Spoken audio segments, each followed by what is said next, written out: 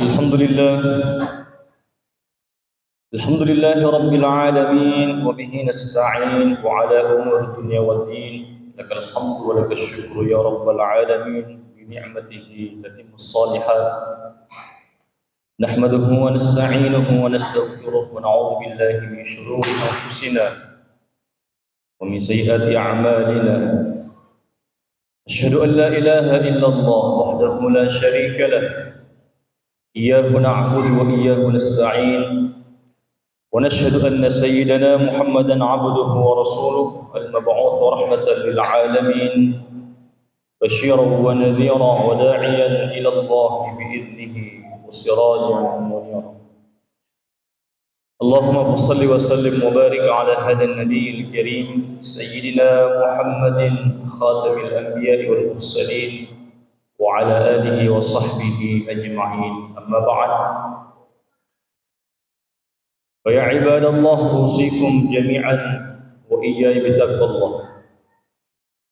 اتقوا الله اتقوا الله اتقوا الله حق تقاته ولا تموتن إلا وأنتم مسلمون، كما قال: أعوذ بالله من الشيطان الرجيم.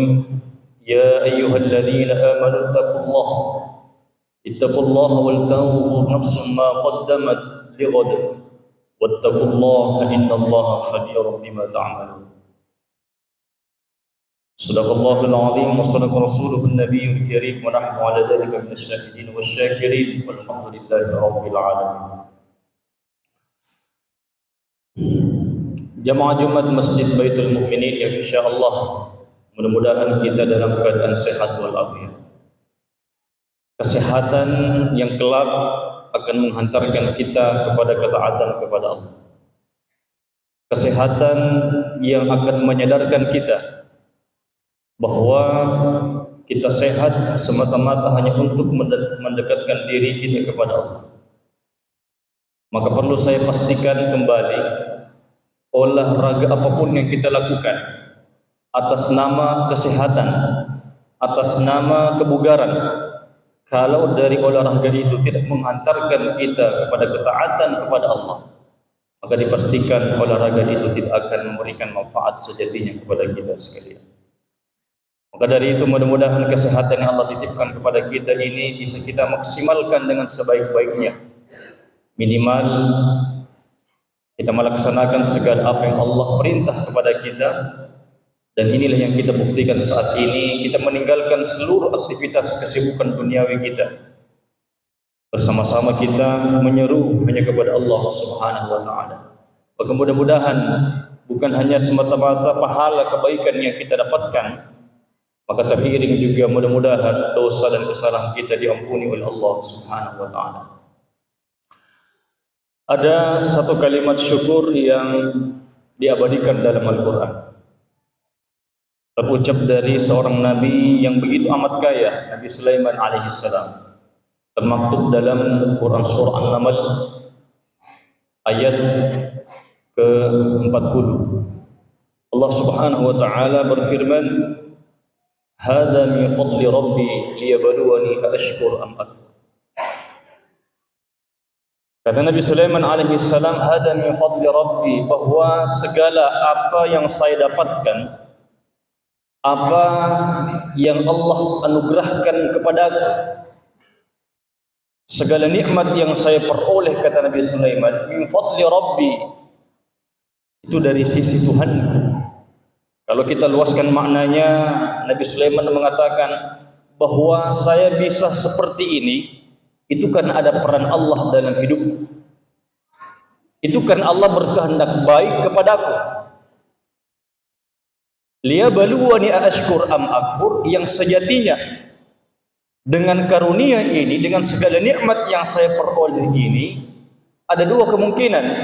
Ashkur, apakah saya bertambah syukur, am akfur, ataukah justru sebaliknya saya bertambah kufur kepada Allah.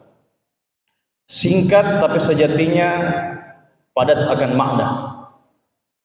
Segala nikmat, segala pencapaian kita hingga saat ini, segala penghormatan yang kita dapatkan, pangkat, jabatan, harta, materi, maka perlu kita yakinkan hati kita kembali, Allah tidak pernah luput dari keterlibatan hidup kita.